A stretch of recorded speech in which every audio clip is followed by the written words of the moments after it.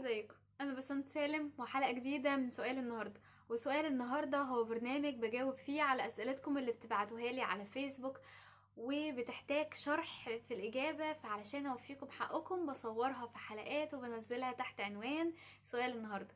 وسؤال النهاردة بيقول: ممكن تقوليلي على كريم مرطب للبشرة الجافة بسعر كويس، لاني كنت بستعمل نيفيا سوفت وكنت مرتاحة عليه، بس سمعت ان ليه اضرار من اسمرار للبشرة وغيره. هل ده صحيح ولا لا؟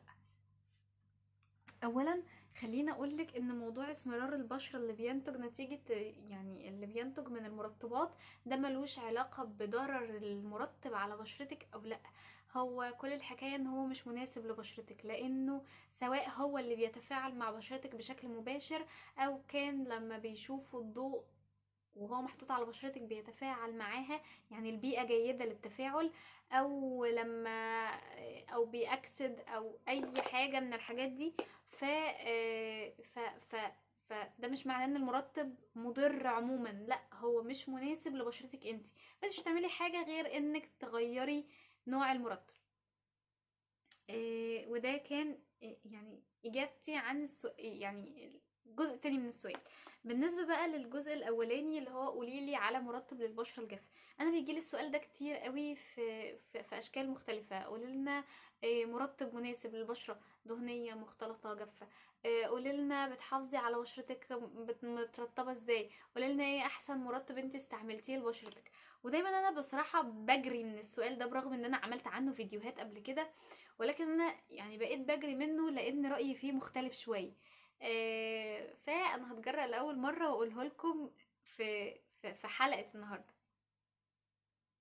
وهو ان المرطب بالذات ده، يعني انا مش برجع فيه لاسباب علمية بس، يعني انا مش برجع فيه لاسباب علمية بشكل اساسي. ازاي وانا بعد انزل لكم صور للكتب اللي بقراها في علم الكوزماتكس، وازاي ان انا مؤمنه تماما ان احنا لازم نمشي يعني بالخطوات الثابته، وان انت لو نفذتي الخطوات اللي بيقولها يعني اللي بتقولها الكتب بشكل، او اللي بيقوله العلم عموما بشكل صحيح، فانت هتاخدي بشره كويسه. ولو يعني خالفتيها او افتكستي فده هيخلي بشرتك وحشه. اقول لكم، يعني هقول لكم ان هو ده بيمشي على كل حاجه الا المرطب. المرطب بالذات يعني انا شايفه ان هو بيعتمد على التجربه تماما. الكريمات المرطبه يعني لما تم اختراعها اصلا كانت علشان تعالج حاجات كتير. يعني كانت علشان تعالج قلة المية وقلة الدهون، او الاحمرار الزيادة في البشرة، او لو في اكزيما، او لو في صدفية. اسبابها كتيرة قوي. ولكن هل في كريمات مرطبة يعني لحاجة معينة بس، يعني للحبوب بس، او كريمات مرطبة للاكزيما بس، او كريمات مرطبة للصدفية بس؟ هو لأ، هي فورميولة الكريم بتبقى عامة، اللي هو هي ممكن تعالج اي حاجة وكل حاجة وتنفع. وده بقى اللي انا بهرب منه ان انا اقوله، ولكن هو ده حقيقة، هي تنفع لكل انواع البشرة. ولكن كل شركة بيبقى ليها secret component، او يعني مكون سري بتكون حطاه في منتجها علشان تميز بيه المنتج، علشان لو يعالج حاجة يدي مظهر صحي اكتر للبشرة. سواء بقى ايا كان المكون الرئيسي ده او المكون السري ده هيعمل ايه، فهو بيبقى مهم جدا. وانا كنت في الحقيقة في حوار وقريب جدا، الكلام ده كان من يومين، مع دكتور مهم جدا في علم السيوتكس او علم الصيدلانيات في جامعة المنصورة. وكنت سألته هل انا ممكن اعرف ايه هو السيكريت كومبوننت ده بسهولة، او المكون السري ده بسهولة. قال لي مستحيل، ولو عرفتي اي حاجة هتبقي عارفاها بالصدفة. قلت له طيب انا ممكن اصرف اللي ورايا واللي قدامي علشان اعرف الكريم ده حلو ليه، او الكريم ده بيعمل كده ازاي. قال لي للاسف انت مش تعرفيه، علشان هو ده اللي بيخلي المنتج يتباع. ما هو لو اي حد بيقول ايه هو المكون الرئيسي في الكريم بتاعه، خلاص يعني مصر كلها تقوم تعمل الكريم بكرة الصبح. وخلاص. وده لان يعني الفورميولا بتاعه الكريم او مكونات الكريم عموما، اي طالب في تانية صيدله بيعرف يعمل كريم، بس مش الكريم اللي بيتحط على البشره، او مش الكريم اللي يعالج الحبوب، او لما تحطيه على بشرتك وهي بهتانه ينورها، لو انتي نازله يلمعها، وهكذا. ف يعني ولاني يأست من موضوع البحث عن المرطب المناسب للبشره المعينه، ما لقيتش، مفيش جايد لاين بيقول كده، يعني مفيش حاجه نقدر نتبعها تقولك ان المرطب ده ينفع لك انتي او لا. انا كنت مدركه ده من زمان، ولكن يعني اللي خلينا اذكر لكم موضوع الحوار ده اكد لي ان الموضوع مستحيل ان انتي تعرفي هل المرطب ده مناسب ليكي انتي بس او مش مناسب ليكي غير بالتجربه. فانا النهارده هصدمكم بالكريمات اللي انا بستعملها بالتجربه وبحبها جدا وبتنفع معايا، حقيقي هصدمكم.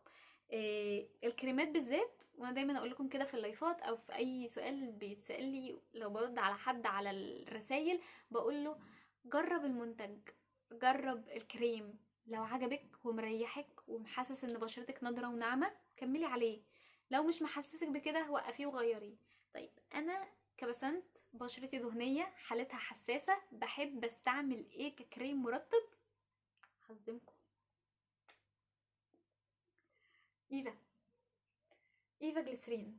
ايفا جليسرين هو مرطبي الاساسي في الشتاء.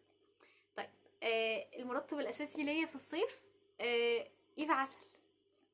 ايفا من الكريمات التقيله جدا اللي ناس كتيره ما بتحبهاش، تقولك اصله بيلزق، اصله بيعمل، اصله مش عارفه ايه. هو مناسب جدا مع بشرتي وانا بحبه جدا، ولو عندي حبوب صغيره بيقضيلي عليها كده، ولو عندي احمرار في بشرتي، لو عندي اي مشكله. انا معرفش، بس انا بعشق ايفا جليسرين في الشتاء وايفا عسل في الصيف. مؤخرا، يعني ده بالنسبه للكريمات الدهنيه، تمام.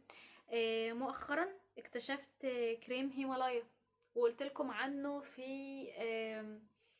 ستوري الانستجرام. قلت لكم ان انا مش متخيله ان انا لقيت ان نيفيا القديم بتاع زمان اللي كان بيجي لنا من السعوديه، لقيته يعني لقيته في كريم هيمالايا، لان طبعا نيفيا غيرت الفورميولا بتاعتها وخلت نيفيا الازرق كريم تقيل جدا. انا ما عادش بحبه يعني، خلاص يعني ما عادش بحب نيفيا الازرق ده، علشان التغيير اللي عملوه علشان يعملوا نيفيا سوفت. يعني نيفيا سوفت بالنسبه لي هو كريم خفيف جدا جدا، علشان احط منه كذا طبق، يعني علشان احط منه كريم يشرق يعني بشرتي تشبع من الكريم المرطب، بحط منه 5 أو 6 لايرز، وده كتير جدا، انا ما بحبش كده. فكنت قلت لكم في الستوري الكلام ده. يعني ده بالنسبه للكريمات الدهنيه. بالنسبه للكريمات المائيه، فانا بعشق كريم لافين كير بتاع اوريفليم. لافين كير ده انا كنت عملت لكم عنه فيديو لوحده اصلا، وقلت لكم قد ايه ان هو كريم مائي لما بكون بشرتي يعني ملهاش سبب، يعني محمرة بلا سبب، مفيش حبوب، مفيش اي مشكلة، ولكن انا حاسة ان انا بشرتي مش كويسة، فبعرف ان انا بشرتي ناقصها مية، فبخلط الكريم الدهني اللي هو ايفا بالكريم المائي اللي هو لافين كير.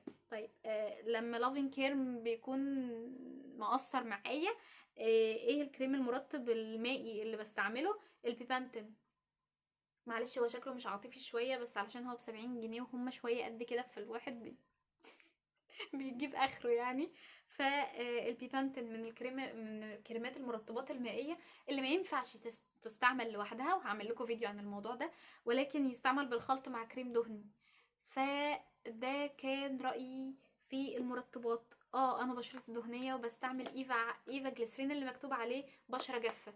كريم المرطب يا جماعه، سواء بقى كان رخيص ب5 جنيه زي ايفا، يعني طبعا الحجم ده مش ب5 جنيه، بس الحجم الصغير منه ب5 جنيه، او كان ب200 جنيه زي انفينيتي البوست ليزر او الفيردكس بوست ليزر.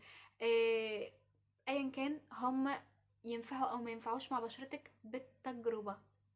بس دي كانت اجابتي عن السؤال، وان شاء الله هستناكم في اسئله جديده، وهستنى كل اسئلتكم. صدقوني انا يعني انا بشوف كل الاسئله، بس يعني اعذروني انها بتاخد وقت في الرد على حسب يعني السيكونس وعلى حسب وقتي.